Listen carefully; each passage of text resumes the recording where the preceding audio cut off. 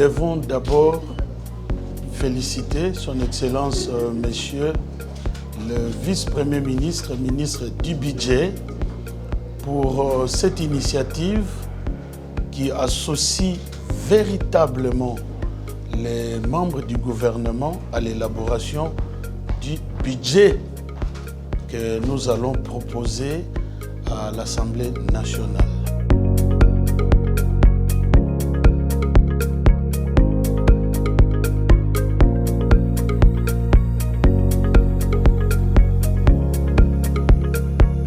Il y a des projets qui ont été déjà validés par le ministère du Plan qui coordonne l'action au niveau des projets sur l'ensemble des ministères.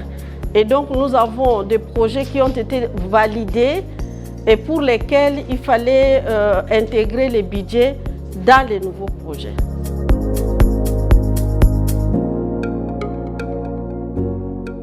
On avait des réclamations à faire pour ce qui est de mon secteur, le secteur des télécoms, des postes et télécommunications.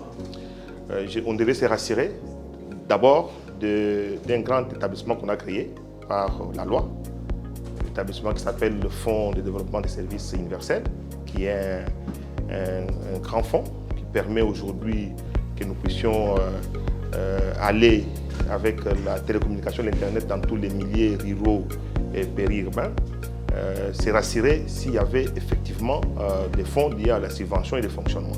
Beaucoup d'impact sur l'économie de tous les pays du monde.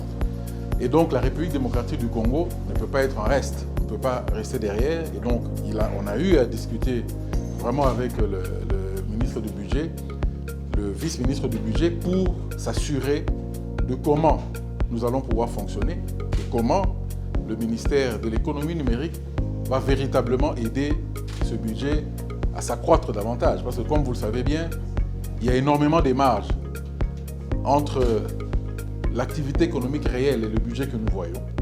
Et l'économie numérique, justement, va permettre à ce que le budget puisse être conséquent, puisse suivre véritablement l'activité économique du pays.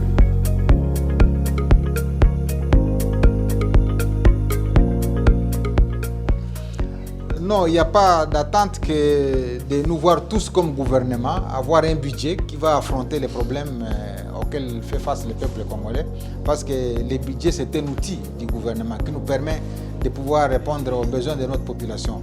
Lorsque nous voyons le niveau de nos recettes, nous devons aussi voir le niveau d'affectation de ces recettes sur les problèmes que soulève souvent notre population. Et donc nous, comme ministère du Commerce extérieur, nous avons voulu démontrer au ministère du Budget que nous sommes à même également de contribuer efficacement à l'accroissement de notre budget. Parce que personnellement, je n'ai jamais été sûr qu'avec un budget de 16 milliards, on soit en mesure d'affronter les grands problèmes de la RDC.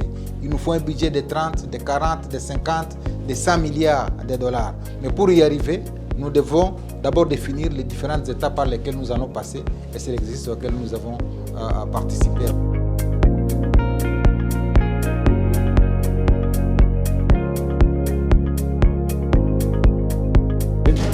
Nous sommes venus ici au ministère du Budget, on a été reçus par le vice-ministre. La discussion tournée, c'est aussi par rapport aux prévisions budgétaires de l'année 2026. Et là, nous avons pu discuter parce que, comme vous le savez, le sport, c'est parmi les secteurs qui consomment beaucoup. Donc on a eu à tenir des discussions pour préparer les grandes discussions qui auront lieu au niveau des commissions interministérielles et surtout au niveau du Conseil des ministres.